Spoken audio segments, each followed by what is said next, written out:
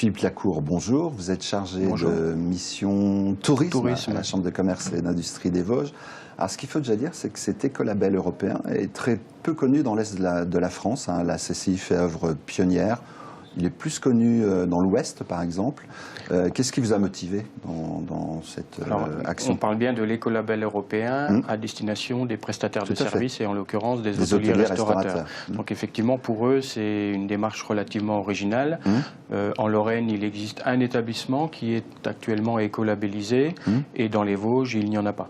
Donc c'est ce qui nous a donné envie à la CCI.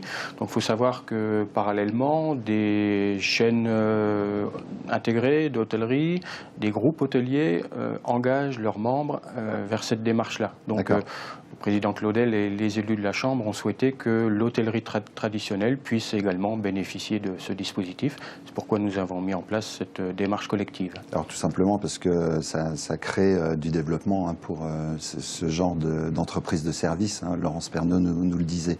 Alors, qui aujourd'hui est concerné dans le département? C'est combien d'hôteliers restaurateurs? Et comment ça se passe concrètement? Alors, ils sont 7. 7 hôteliers à avoir volontairement pris le train en marche avec nous. Un chiffre magique? Peut-être. Alors, je vais les citer. Donc, c'est le Home des Hauts-de-Vosges à la Bresse, Best Western Lafayette à Épinal. Ça s'imposait. Voilà, obligé. Le Relais de Vincey à Vincey, le Grand Hôtel et Spa à Gérardmer, l'Auberge du Parc à Rouvran-Xaintois, on vient de voir Madame Pernaut, le Rouge Gazon à Saint-Maurice-sur-Moselle et enfin au Petit Boulas à Gérardmer. D'accord. On voit toutes les tailles d'établissements. Alors, quel est l'intérêt de faire une démarche, on va dire, collective, pour faire simple? C'est l'accompagnement qui est plus facile ou... Je dirais la démarche collective, l'intérêt est à plusieurs niveaux. D'une part, on mutualise les coûts, il faut être clair. Et puis, on espère que, et l'expérience d'une première journée qu'on a menée nous le confirme, l'effet de groupe fonctionne bien. Il y a une émulation, dans la motivation, l'émulation. Et puis, par la suite, on espère qu'on pourra en profiter pour faire une communication commune, des échanges de bonnes pratiques. Et des travaux en commun. Alors c'est du sérieux parce qu'il y a un cabinet spécialisé qui accompagne ces entreprises. Tout à fait. Donc comme je le disais, on a déjà effectué une première journée de travail avec l'ensemble des hôteliers, donc avec l'AFNOR effectivement, qui est le cabinet d'une part qui est en charge au niveau national de la démarche d'écolabellisation. Donc c'est elle qui détient les rênes, j'allais dire, et c'est l'AFNOR qui réalisera les audits dans un second temps. Donc c'est important. Ouais. Donc cette journée-là, elle a eu lieu également en compagnie de Préviso, donc qui est le cabinet que l'on a retenu pour accompagner de manière individuelle chaque établissement.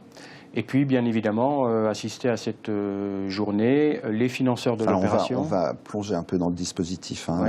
Il y a un certain nombre de critères, plus d'une trentaine, on ne va pas les citer tous, mais ça agit, on l'a vu, sur les économies d'énergie. Quel autre secteur? Alors, l'eau est un critère également très important. L'eau, l'énergie, effectivement, le chauffage, l'éclairage. Mais on va avoir aussi un travail à mener sur tout ce qui est sensibilisation du personnel. C'est très important parce qu'on sait bien que le personnel, c'est celui qui utilise l'eau, qui utilise les produits d'entretien, par exemple. C'est celui, bien souvent, qui est en contact également avec la clientèle. Et donc, il y a un travail également d'information vis-à-vis de la clientèle pour à la fois expliquer ce qu'on fait et dire comment on le fait. Alors l'obtention d'un tel label est positive en termes de communication, mais ce n'est pas le seul but visé. Non. C'est pas seulement une affaire d'image. Je dirais que c'est important et c'est certainement parmi les critères du choix des hôteliers de s'engager dans la démarche. Mais effectivement, il y a un travail de fond qui est mené dans le cadre de la préparation à cet écolabel et à la fois en termes de motivation du personnel, d'implication du personnel et puis, je dirais tout simplement d'économie au sens large. Donc il y a un retour sur investissement. Dans un monde où c'est important aujourd'hui de travailler dans ce sens, c'est clair. Voilà, on s'adresse à des hôteliers qui vont de l'avant. Alors sur tout un tas d'aspects, mais celui-là en est un, et ça prouve à la fois leur dynamisme et ça rend, je dirais, leur démarche sérieuse et qui correspondent à un besoin, à une attente de la clientèle. Voilà, Philippe Lacour, c'est la fin de cette émission. Merci. Merci. En attendant, moi je vous renvoie à un site qui est www.ecolabel.fr où vous en saurez encore plus sur tous les critères qui sont définis. Et puis un ouvrage qui s'appelle Le Guide des labels de la consommation responsable, qui est un petit ouvrage qui se procure en librairie, édition Personne. C'est pratique, c'est intéressant.